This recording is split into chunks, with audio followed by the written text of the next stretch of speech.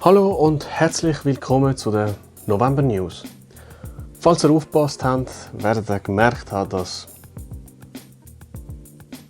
wir ein bisschen aus der Reihe tanzen. Und zwar, wo sind die Oktober News? Aus verschiedenen Gründen bin ich nicht dazu gekommen. Darum holen wir das jetzt mit der November-Ausgabe nach.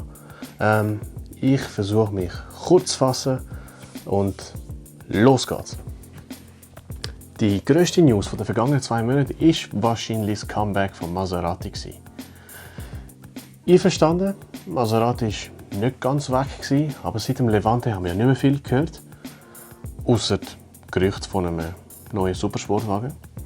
Und im September haben sie den neuen Supersportwagen auch vorgestellt, und zwar den MC20. Der MC20 ist nur schon nach der Benamsung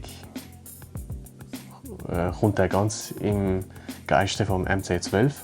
Aber während der MC12 eigentlich eher ein Enzo im Trainer war, soll der MC20 eine komplette Eigenentwicklung werden.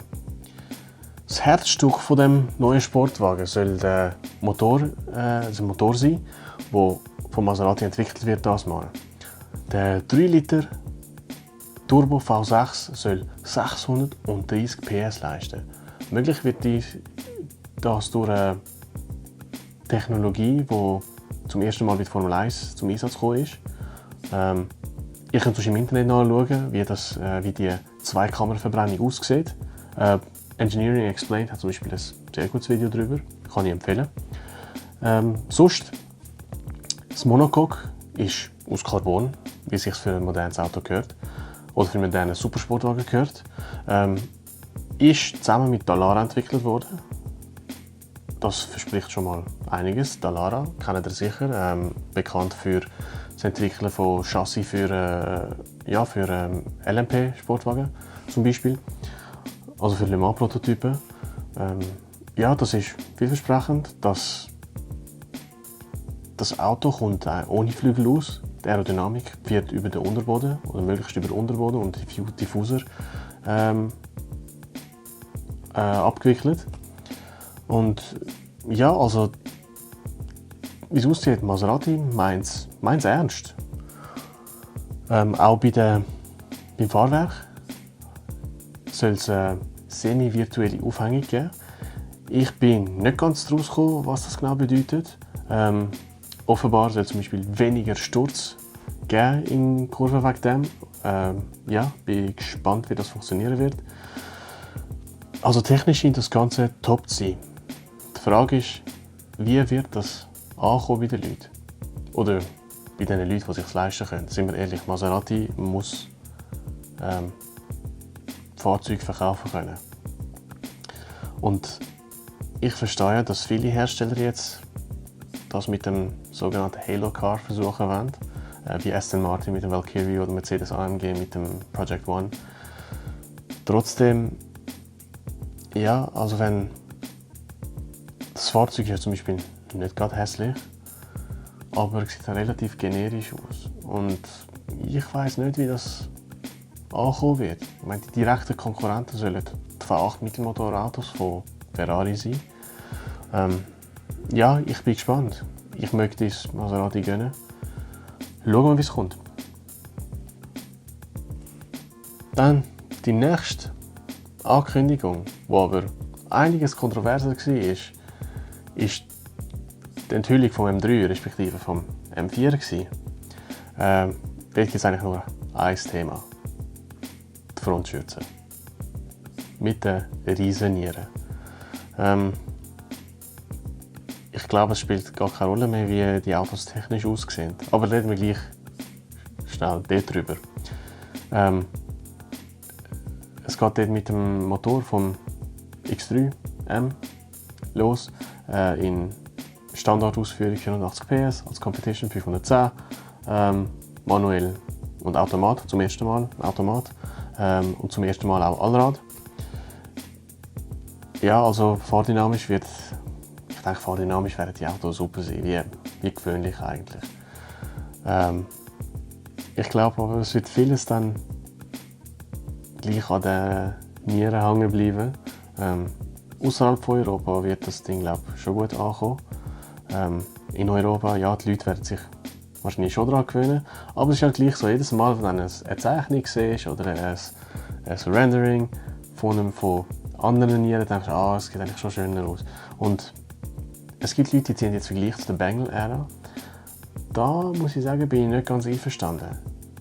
Ja, die Autos haben ein bisschen ungewöhnlich ausgesehen, aber sie haben zu der Designsprache gepasst.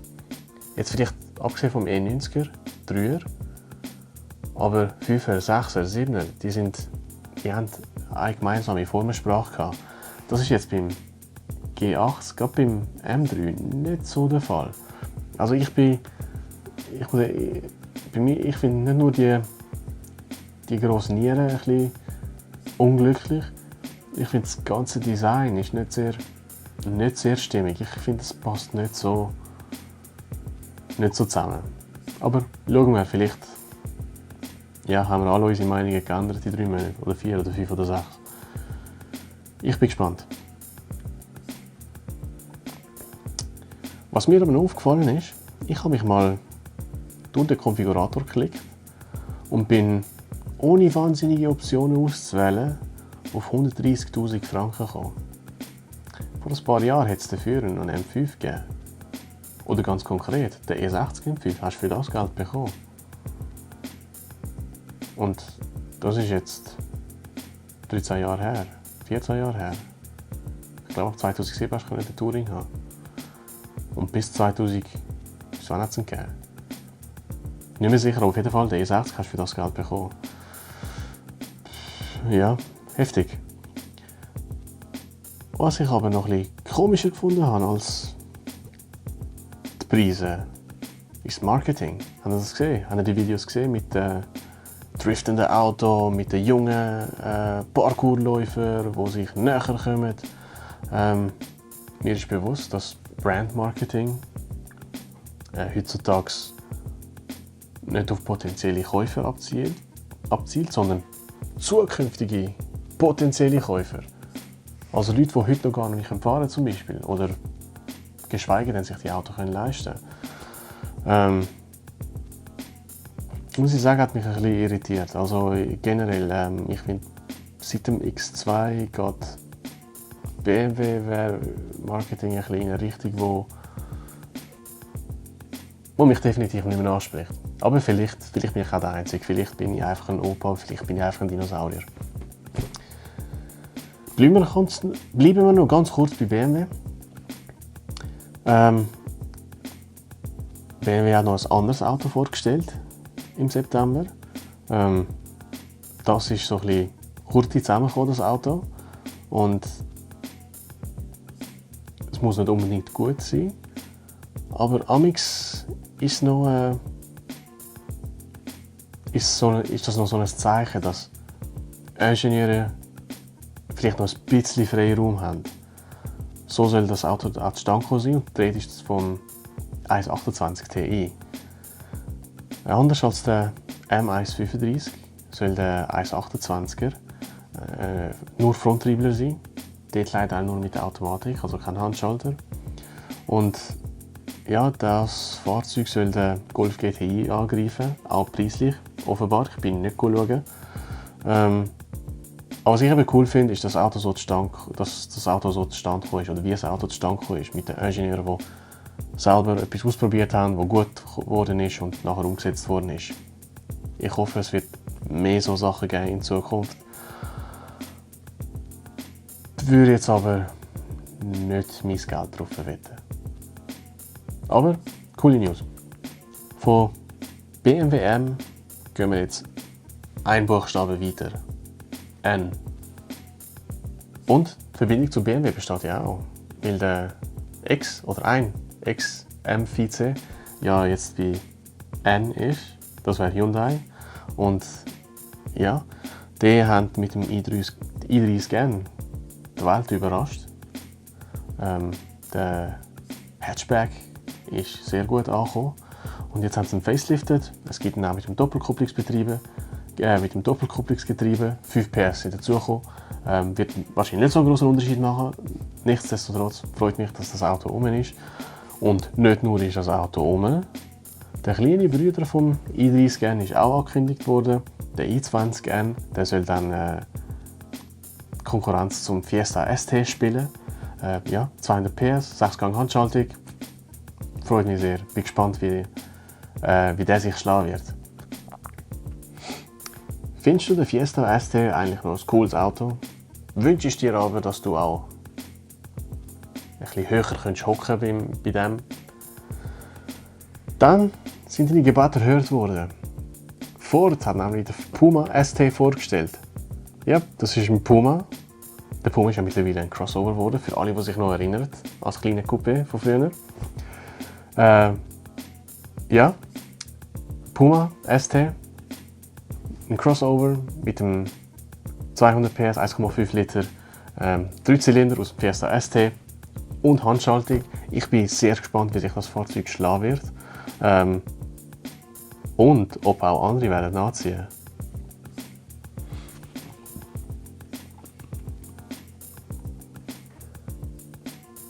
Wenn du so an Bugatti denkst, vor allem in den letzten paar Jahrzehnten oder konkret seit dem Veyron, hast du dort gedacht, ich wünschte, es gäbe eine sportliche Variante von denen? Gut, ich habe mir das gewünscht, aber wie gesagt, ich bin ein Öpi irgendwie und schon oder ein Dinosaurier oder ein Dinosaurier. Aber genau das hat Bugatti gemacht. Und zwar haben sie den Bolide vorgestellt. 1800 PS und 1250 Kilo. Gut, die 1250 Kilo sind Trockengewicht und das Auto ist also so nicht fahrbar. Und auch wenn das Auto jetzt ja, viel Öl brauchen wird für den W16 und für andere Kühler, auch wenn es viel Kühlwasser brauchen wird, Bremsflüssigkeit und alles, wie auch immer, denke ich, wird das mit 100 Kilo vielleicht abdeckt sein. 1350 oder sagen wir mal 1400, das ist immer noch eine Wahnsinnsgewichtseinsparung. Also von den 1800 PS bin ich bei weitem nicht so beeindruckt wie von den 600 oder mehr Kilo, die es eingespart haben. Und zwar soll es möglich gewesen sein mit Titanlegierungen und mit dem Druckverfahren, wo man dann auch wirklich das Zeug so drucken kann, dass es möglichst materialsparend und demnach gewichtssparend wird. Also das ist wahnsinnig. Ich weiß nicht, ob das Auto wird fahrbar sein. Also mit 1400 PS pro Tonne. Keine Ahnung, wie das Ding die Kraft auf den Asphalt bringen wird. Aber ja, wie gesagt, 1800 PS, bin nicht so beeindruckt, aber die Gewichtseinsparung, krass, wirklich krass.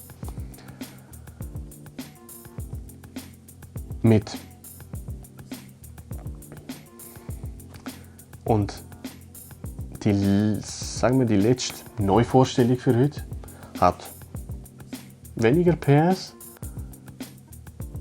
freut mich aber nicht weniger wegen dem. Und zwar geht es um Ares. Kennt doch sicher. Ares. Nicht? Egal. Das ist eine Firma, die zuletzt, soweit ich weiß, Lamborghini Huracans so ein bisschen umgestylt hat und so in ein Auto, das vom De Tomaso Pantera inspiriert war, umzuwandeln. Und die arbeiten jetzt an einem neuen Projekt, und zwar heisst das Projekt S1.